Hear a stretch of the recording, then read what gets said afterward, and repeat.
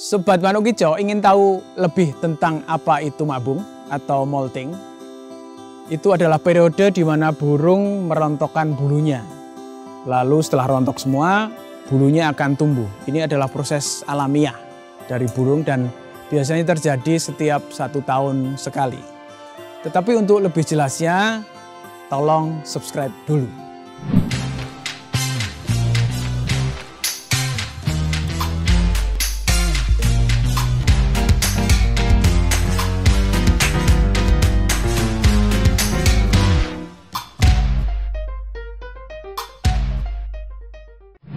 Sobat Manuk Kicau, periode mabung adalah periode yang kritis bagi burung. Di masa ini burung hanya diam saja, paling ngeriwik-ngeriwik kecil, seluruh bulu di tubuhnya rontok, waktu kira-kira sekitar 2-3 bulan untuk mabung ini. Tetapi untuk lebih jelasnya, Manuk Kicau menghadirkan narasumber yang kompeten, yaitu Dr. Edi Budi Santoso. Beliau adalah dosen di Fakultas Kedokteran Hewan UGM Yogyakarta dan alumnus Ludwig Maximilian Universität di München, Jerman. Oke, jadi mabung atau orang bilang masa molting atau masa ganti bulu, yaitu suatu proses fisiologis yang normal sebenarnya pada burung yang dialami oleh burung untuk mengganti bulunya 1 tahun sekali lah. Itu adalah masa pergantian bulu secara fisiologis itu normal.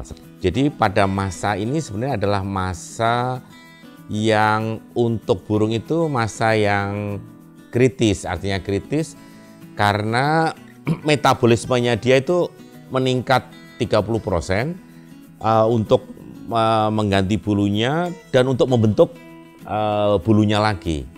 Nah, sehingga selama masa ganti bulu ini burung itu karena metabolisme meningkat sebenarnya dia memerlukan tempat yang tenang sebenarnya.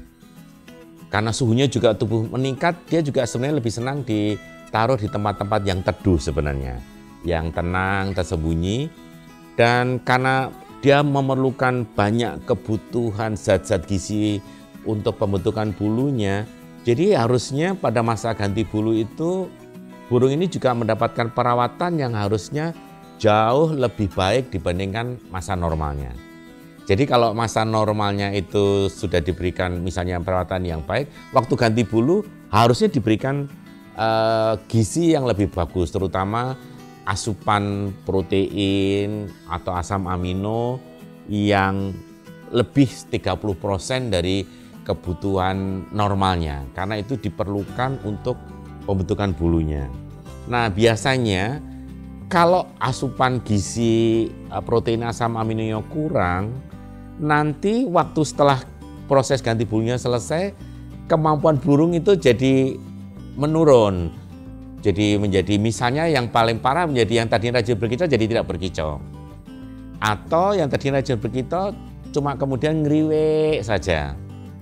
Atau problem yang lain, ganti bulunya tidak selesai-selesai, nyulam terus gitu kan. Itu disebabkan karena selama masa ganti bulu tadi itu proses perawatannya kurang bagus ya.